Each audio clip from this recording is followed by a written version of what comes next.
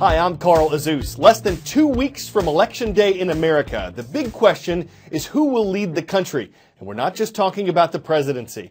In the House of Representatives, lawmakers serve 2-year terms. So all 435 voting seats are up for election on November 8th.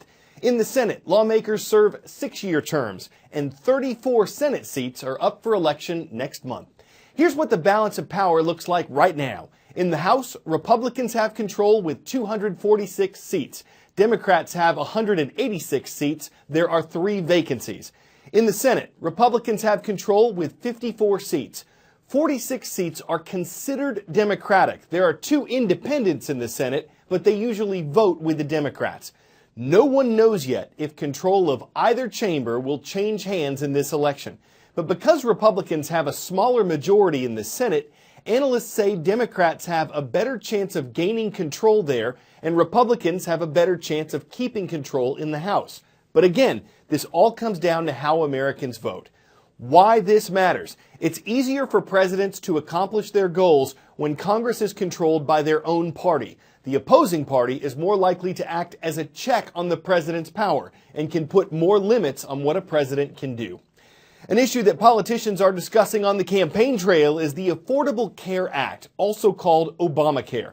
It's a major reform of the U.S. healthcare system that President Obama signed in 2010.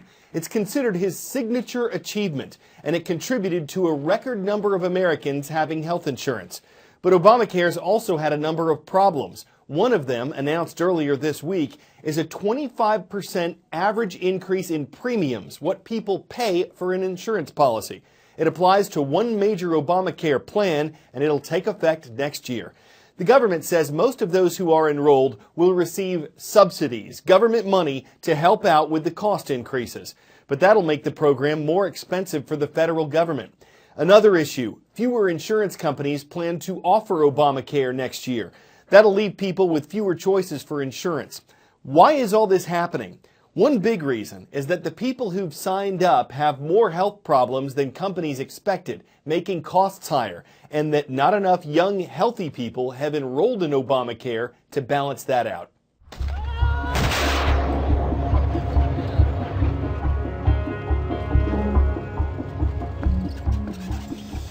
The battle to oust ISIS from Mosul is what military experts would call asymmetric warfare. That means adversaries with very different capabilities facing off against one another. On the one hand, you have around 50,000 Iraqi security forces and about as many militias and Kurdish troops.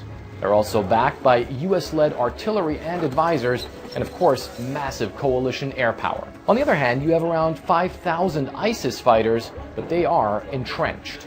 The coalition's strategy is to use superior manpower, firepower, and technology to throw ISIS out of Mosul. For its part, ISIS is trying to bog down the invading forces and use guerrilla tactics to slow them down.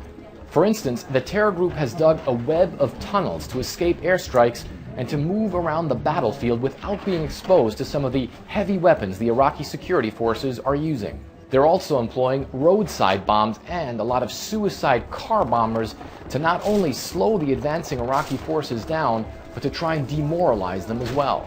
In some cases, ISIS has managed to sneak back into towns already taken by the Iraqi military, so holding and securing areas will be a big priority. While ISIS has inferior technology and, of course, much less manpower, combat in densely populated urban areas always favors the defenders. And that's why a few thousand ISIS terrorists are able to fight back at all against a force of around 100,000 advancing international troops. The city of Mosul is expected to be ISIS's last stand in the Middle Eastern country of Iraq. The terrorists still have a stronghold in Syria, but a defeat in the Iraqi city would limit their territory and strength. As it's retreated from the towns around Mosul, ISIS has used civilians as human shields. It's returned to liberated areas to kill residents in revenge, and it's doing all it can to leave disaster burning in the wake of its retreat. It could almost be waves rippling against a shoreline on another planet. Neon streams catching the light. But this hauntingly beautiful scenery is toxic. The The yellow rock formations are raw sulfur, crumbling and melting under intense heat. It may look volcanic, but this is man-made. When ISIS withdrew from the sulfur factory, they placed explosives inside what was a massive mountain of sulfur, sending toxic, poisonous fumes into the air. Hundreds of people living in the area had to seek medical attention for trouble breathing, burning eyes, and choking. Hospitals ran out of oxygen. I have no idea how the vast majority of these workers out here are able to deal with the smell and the burning in one's eyes without having proper protection. Most people out here don't have gas masks on, but they are working tirelessly to try to bring this under control. Across this otherworldly landscape, there are bulldozers, firefighters trying to stifle the flames with loads of dirt. This is a battlefield that has no rules or boundaries. And this is just one of the many ways that ISIS is trying to use whatever it possibly can to try to not only impede the advance of the security forces towards Mosul, but also in doing so cause maximum damage and maximum impact on the civilian population.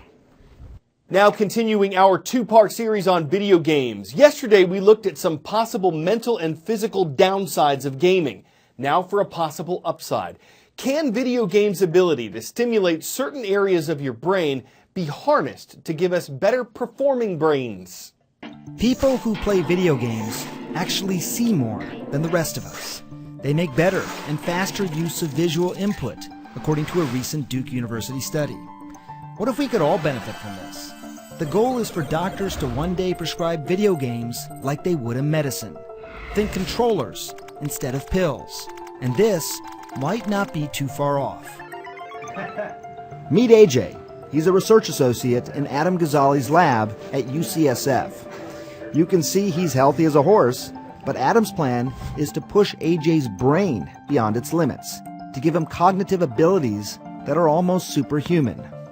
Yeah, so basically I'm just going to be doing what we call a visual search. I'm just going to be looking for a target object amongst a bunch of distractors, and I'm going to be using physical movements to respond to the correct target.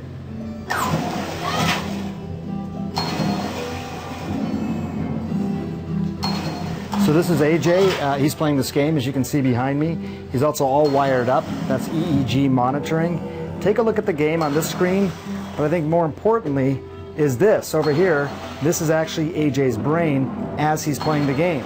You see the brain, but you also see what's happening inside the brain as a result of that EEG monitoring. What makes the glass brain so revolutionary is not just the real-time 3D visualization with a lag time of just 0.2 of a second, but also something known as a feedback loop.